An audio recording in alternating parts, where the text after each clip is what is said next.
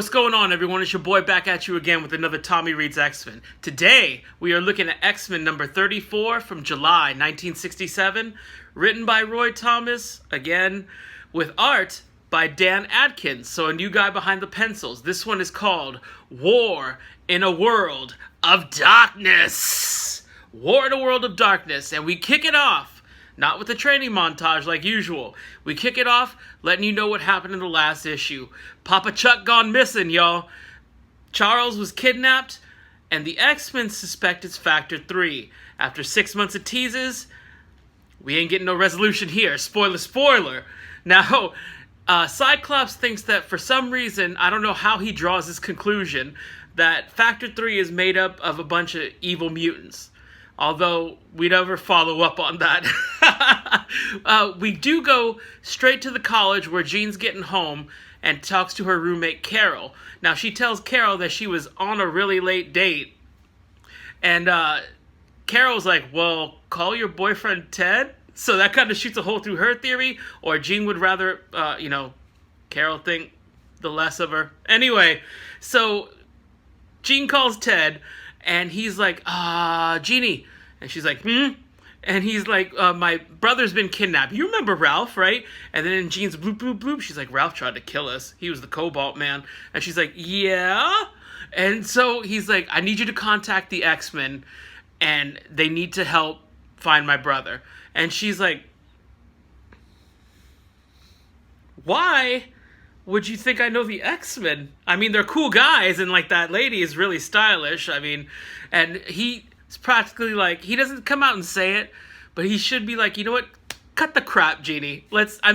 One time I was looking at the paper, and there was a photo of the X-Men in there, and you casually walked by and thoughtlessly mentioned like, oh, that's not the best picture of me, and then walked away, as if I'm not supposed to know you're Marvel Girl. There's like 6 redheads in this whole Marvel universe. And, you're one of them. So we're on page 3 only. And Roy Thomas already puts a little editor's note that he knows the story's going all over the place. But we'll settle down later. Spoilers, we don't settle down later. But they get to Robert's research. And I'm talking Angel, Iceman, Jean, Marvel Girl. Beast and Cyclops are staying at the mansion to work on, like, trying to find a machine or trying to find a lead on where missing Papa Chuck is. But the other 3 are like, yeah, we'll check out this Ted business. We don't got nothing going on. And Jean is keeping quiet while, Angel does mostly the talking. Angel really steps into a leader role in this issue. But Jean's more worried, not about missing Ted, not about missing Papa Chuck. She's more worried missing Ralph. That she's more worried that Ted's gonna find out her alias. That Jean is Marvel Girl. So she's just kind of, no, I'm fine. This is my usual costume. It smells over here or something. I don't know. Stop looking at me. Ted tells the story of what happened. And a villain named Tyrannus shows up to the lab that he just happened to be at. His brother was showing him his cool new gear. And Tyrannus, who is a Hulk villain, after I did my research, originally, shows up and he comes burrowing up from the earth and he grabs Ralph, punches Ted, who goes down with 1 punch, and he kept lamenting about how bad he felt that he only went down with 1 punch. And, but I mean, maybe the guy hit him with 1 hit a quitter. You don't know how hard Tyrannus can punch. And he drags Ralph into the center of the earth. Now, that story seems highly unlikely, but the X-Men are like, oh, okay. But just so happens, he's like, well, Ralph finished working on this, like, rocket ship-looking thing that can burrow into the center of the earth. Wow, what a coincidence, right? So the X-Men get in there, and they start burrowing into the center of the earth. That's what burrowing sounds like to me. And Angel, like I said, is taking a real leadership role. And I don't know if it's just an editor's mistake or a slip of the tongue on Jean and Bobby's part, but they both call him Scott in 1 page. Like, Jean's like, oh, Scott's doing such a great job. And then later on, Iceman's like, oh, Scotty boy. And they're both talking to Angel. So I don't know if they like both wish that Scott was there and not Warren. But, or it was just an editor's problem. I don't know. We never figured that out. But they get there to the center of the earth, or at least, you know, a bunch of caverns under the earth or whatever, and expecting Tyrannus, but who do they get?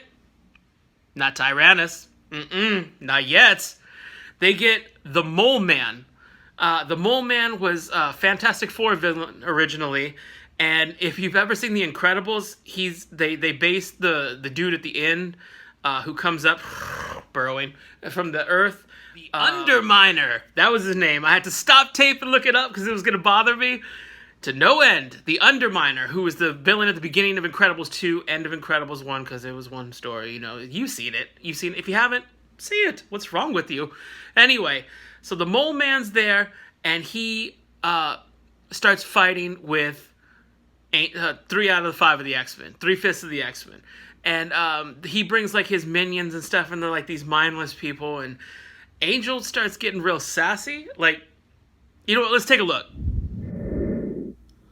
All right, Sassy Angel here is like, who are these second stringers? These 4 characters look like the night shift from the Ugly Factory, which seems like the punchline to a Your Mama joke. Like, your mama's so hideous, she worked the night shift at the Ugly Factory. Your Mama joke's a lost art. So what the Mole Man ends up using is this thing called the Rivers of Lathe that he just happens to have access to underneath there. Now, doing my research, the River of Lathe is mentioned a ton in Greek and Roman mythology. I'm probably pronouncing it wrong. Lathe, whatever. The river is, like I said, used a ton in Greek and Roman mythology. It's been used a lot in pop culture. The Percy Jackson books.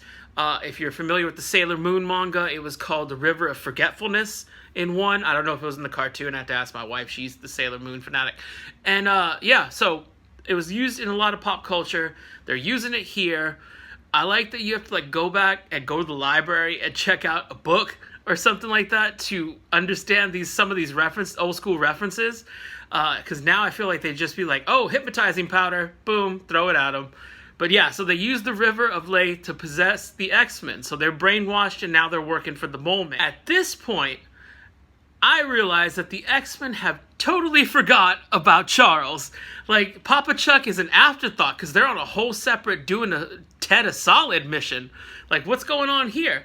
So Ralph, we cut to Ralph, who's with Tyrannus. Now, Tyrannus kind of look like Angel, except for with the metal headband. Think like Quasar, okay? But it ain't Quasar, it's Tyrannus, which is an awesome name. Like Lord Tyrannus, which is Count Dooku, right? Tyrannus is building a Cobalt robot to fight the Mole Man's already built diamond robot. Now, how the Mole Man stole enough diamonds to make a whole robot and nobody's investigating this dude is beyond me. But he's building a Cobalt robot, and he's reluctant, and then Tyrannus is like, I'm going to let you go. And he's like, he ain't going to let me go.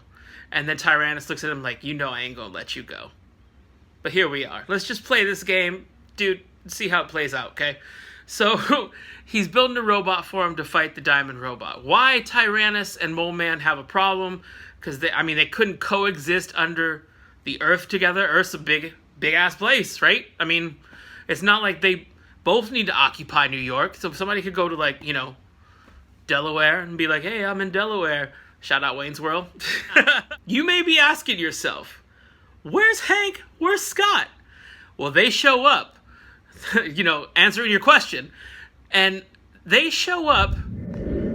Classic Tommy side rant in 3, 2, 1. Take it away, me. Okay, so now the other X-Men took a ship and burrowed down to the center of the Earth. I imagine that's pretty darn far. Now we see Scott and Hank climbing down a rope. They took a rope to the center of the Earth. Number 1, that's a hell of a workout.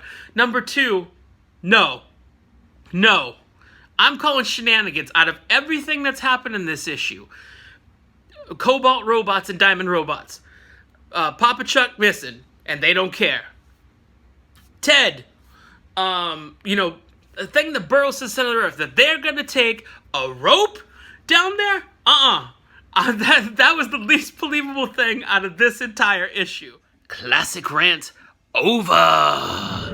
But they take a rope down there, and what do they find? Oh, there's this ship just lying there. And so they take the ship, they kidnap the Mole Man, and they go looking for the other X-Men. Now, the other X-Men are brainwashed. Hot dog impression. Shout out, Miss Doubtfire. And they're brainwashed, and they're watching this diamond robot fight a cobalt robot, which, I mean, robots fighting robots is awesome, Transformers. But the X-Men are just kind of there. So they get there, the X-Men show up, Hank and Scott show up, so all the X-Men are together again. Just so happens, when he kidnapped Mole Man, Scott decided to grab this ray that happened to be the antidote ray that they needed. He just happened to like, oh, there's a gun labeled antidote, so I'm gonna grab that. And he zaps the other X-Men. They're freed from mind control. The Cobalt robot gets destroyed, in case you're wondering who won that Pacific Rim Transformers fight. Because Ralph built a design flaw. He went full-on Galen Erso, Rogue One, Death Star flaw, which came out after. I'm not saying the design flaw is anyway. So he built a design flaw, and once it got, the robot got exposed to extreme heat because they were fighting under lava or whatever, the robot disintegrated. So Mole Man got the W. But did he? Because what the X-Men end up doing is exposing Mole Man and Tyrannus into the mists of Lathe. And now they are, mindless pretty much. They don't know what they're doing, why they're doing, or... Let's just leave it at those two. Tyrannus, Mole Man out, X-Men head back home. End of issue. Let me hit you some final thoughts. Nah. This was about a 4 out of 10. And I'm going to tell you why. I gave a bunch of points because it's a Ted issue. Our boy's still in the game. Our boy's still fighting for Jeannie's heart. He's fighting a losing battle.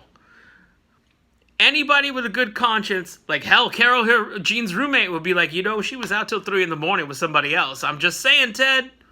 Maybe Ted and Carol get married. I don't know.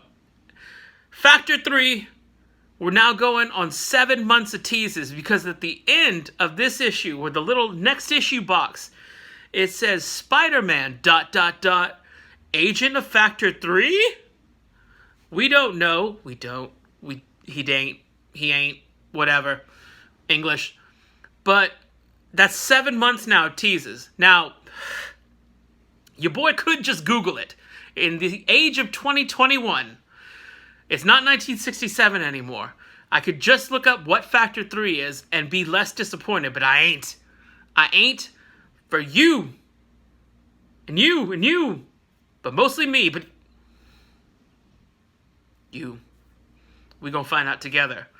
Or I'm gonna find out if you already know. But anyway, the X-Men showed that Papa Chuck was not a priority. Now, I don't know if that's karma biting Charles in the wheelchair, but yeah. I mean, they went off on a whole side mission. Meanwhile, who knows what's happening to Papa Chuck? He's being shipped, FedEx to Europe where Factor 3 are. But the most thing I took the points off of this issue, the reason it's a 4 out of 10, is because it didn't seem like an X-Men issue, to be honest with you. It seemed like we have a story about the Mole Man versus Tyrannus, and the X-Men are just going to be there. They're just going to, watch. They literally watched the fight, brainwashed. I mean, yeah, they were flying around or whatever, but they didn't factor into the fight. So this seemed like we already have this drawn. Let's draw some X-Men in there. Maybe that's why they called Angel Scott. They put him in as an afterthought, and they got confused on who's going to be where. I don't know. But next issue's got Spider-Man in it, so that can't be all bad. If you like what you're seeing, and you're mildly entertained by this video, number one, if this is your first time watching the Tommy Loves Stuff channel, thank you for viewing. I appreciate you. If this is your 50th time watching, thank you. I really appreciate you. Not that I appreciate the new people any less, but, I like my regulars. Shout out to the people who are day ones, as the kids say. Do the kids still say that? I don't know. I'm old. Anyway, like and subscribe down here. A simple click of that like button would help me exponentially.